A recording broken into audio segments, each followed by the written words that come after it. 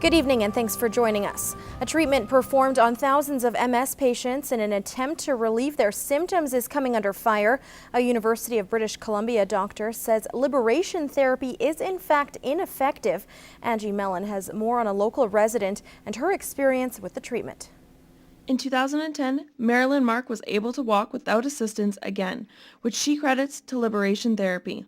The treatment widens the veins in the neck in order to relieve the debilitating symptoms of MS. I could walk the full length of the room and back without any assistance, and I was walking with a walker at that time.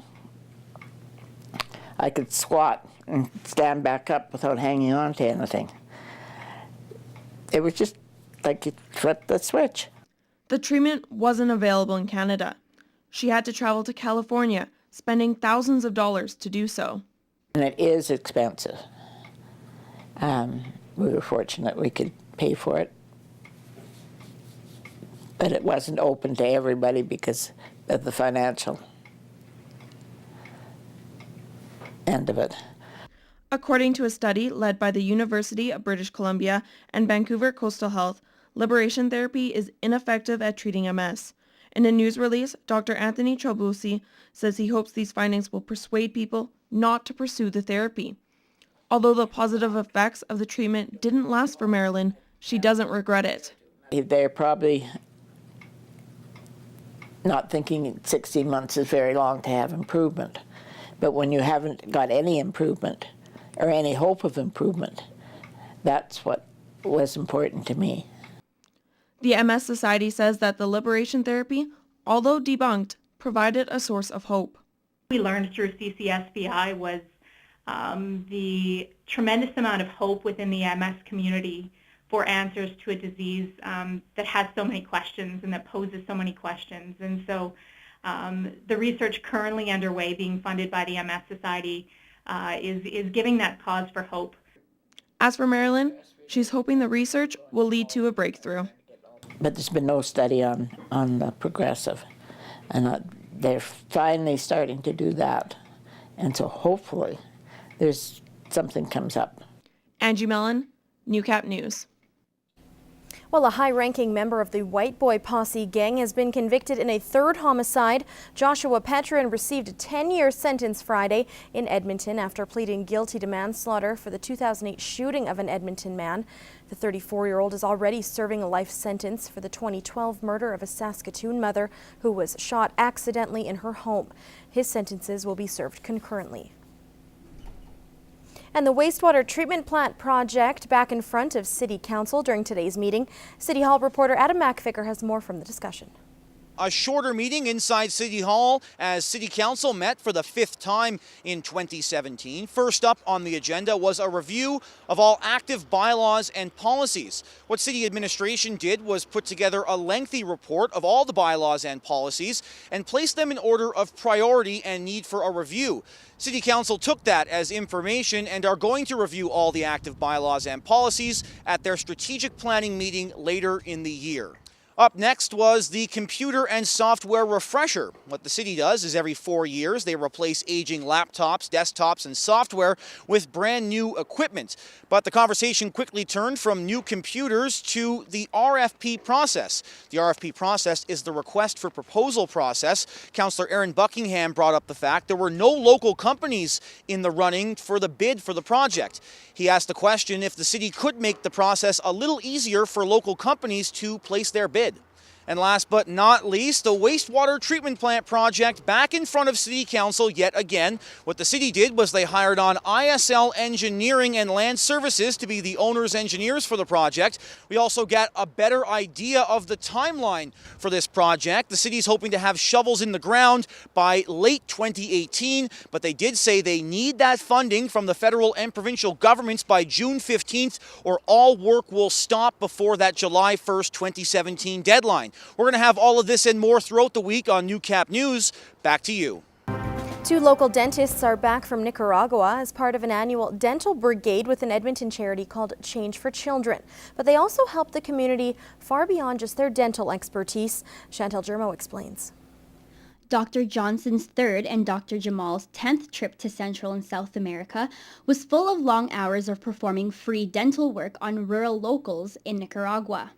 The response we get is overwhelming because a lot of the times no one can afford or even have access to the dentists just due to remote locations. And so as soon as we get there, there's often very large lineups of men, women, children of all ages. With dental equipment from Canada and a team of 25, ranging from dentists to dental hygienists to even dental students. Over the course of 10 days, they helped and educated from over 500 to 700 people. This year was also the first year they had optometrists join the mission. We had 3 optometrists with us, and we had a bunch of glasses, and we worked with local opticians too, so if we didn't have the right set of glasses, we were able to get them the glasses. Due to drought conditions in the area, they were also able to implement a water well for the community through an initiative called Quench. Since 2015, they've been able to drill 10 wells in 10 different communities that they have done dental work in. A lot of that has to do with the people in Lloydminster. We just had a fundraiser a couple of weeks ago called One Well at a Time, and we've had several strong donors in the community step up and help provide water a world away.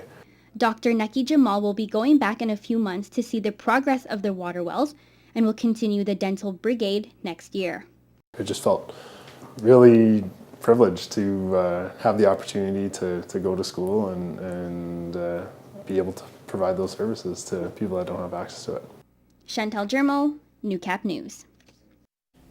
CD compilation advertisements and the debate over free-ranging dogs were just a few of the many goofy moments during the Last Laugh improv show that featured Whose Line Is It Anyway star Colin Mochrie.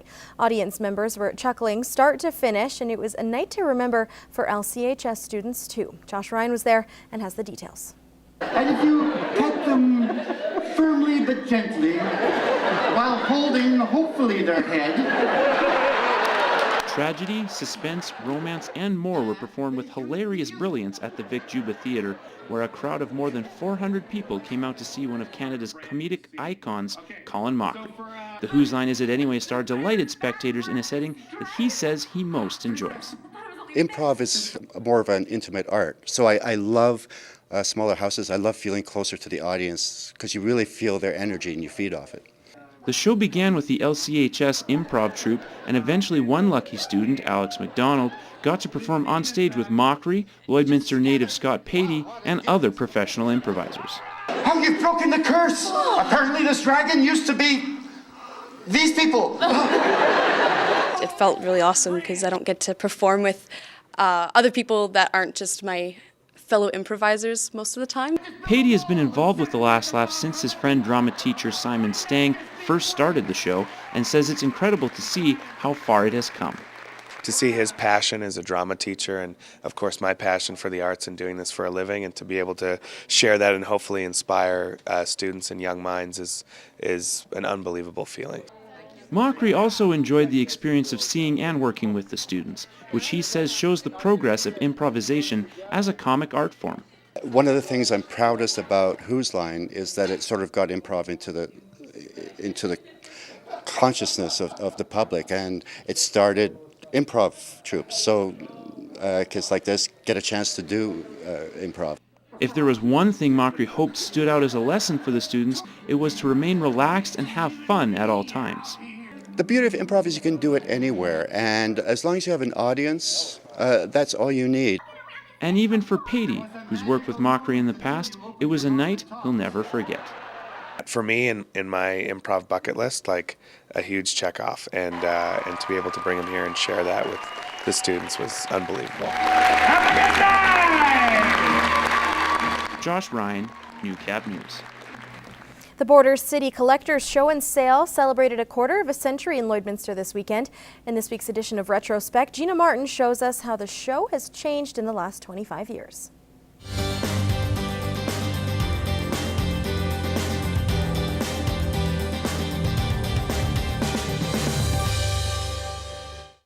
The Border City Collectors Show and Sale has been a staple event in Lloydminster for decades. It first started in the Wild Rose Pavilion back in 1992 and was primarily focused on model tractors and trains. But in 1997, the show and sale opened its doors to dolls and antiques. Formerly been mainly a farm toy show, but this year we always had a few antiques, but this year expanded into the area of antiques and dolls, and quite pleased with the response that we got. This changed the tide of the event, which has tripled over the last 20 years, with vendors now set up in the Stockade Convention Center and down the hallway. It brings out everybody's uniqueness. Like, you get people that are very, very adamant about things, and this gives them the opportunity to collect it, to find more, whether it's antiques, records, comic books, toys, dolls. And there's no restrictions as to which vendors are allowed to come. We don't tell anybody, you know what, no, sorry, you can't come into the show. If it's a collection, chances are there's more than one person collecting it. That's all for Retrospect this week. I'm Gina Martin. Well, what a thrilling weekend it was for Lloydminster, not only because of hometown hockey. One of its sports teams returned to town, winners of a significant championship, a national championship. Lance Phillips with more. Determination. A word that carries many definitions, but for the Lakeland Rustlers women's volleyball team, only one is applicable. The quality of being resolute, firmness of purpose. And on Saturday, that quality brought them to a point. Championship point. Here we go.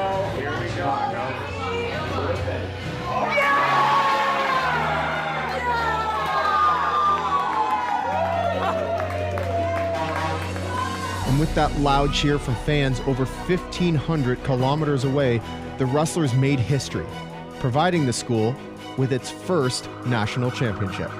Sunday, the team returned home to a very unsuspecting welcome, complete with RCMP escort down College Drive and a group of those same people who cheered so loudly the night before. It was a hero's welcome. I mean, it was super cool. I didn't even know it was going to happen, and then we walk in, and then everyone's there supporting us. So it was a very cool feeling. It was nice community feeling. So it was awesome. I mean, it just gets your adrenaline running again, and so excited to bring that trophy and that banner back to the school and back to our community. A fitting reward for a team that fought the mental side of the game all season, right down to the last set. A set they trailed before staging an epic comeback. By the time we ended up getting to conference championships and then at nationals, yeah, there's no doubt that mentally we were prepared and we were ready. And even in that fourth set, we're down 18-12 when I called timeout. And I said, guys, we've been here before. We can still come back. You just got to believe it and you just got to do it. And they all just looked at each other and they said, yeah, okay, here we go. I don't think we were that worried. Like, we needed that time out to take a breath and chillax and regroup, and we came back and we did our thing. And we head into nationals and we get through the first round, which was a super tough match, and then yeah, we rolled from there. It's just an unbelievable finish to our season. In 2 weeks, the women went from ACAC conference champions to CCAA national champions without any break between. You know, all these kids are, I think, running on fumes, but funny what adrenaline will do to your body. The games got started late, and then by the time we got done with pictures and all of that and got out of the gym and then got back, and we had to pack up because we had an early flight, so I don't sleep well on the plane either, so I really didn't sleep on the plane. I really didn't sleep on the way here, so yeah, I'm pretty sure I'm a lot more tired than I realize. I'm exhausted, yes, but I don't feel tired at all because I'm just riding this out because this is as good as it gets. But the break begins now, with a catch. Every one of the 12 players can attach a new title to their name, national champion. I mean, I'm very excited. I've never been a national champion before, so it's very cool. It's a dream come true. Yeah, to be able to put that with your name is incredible. I mean, people dream of that, and the amount of people who don't get to say that ever is way greater than the people that do, and for me to be one of those people is amazing. Yeah. Lance Phillips, Newcap Sports.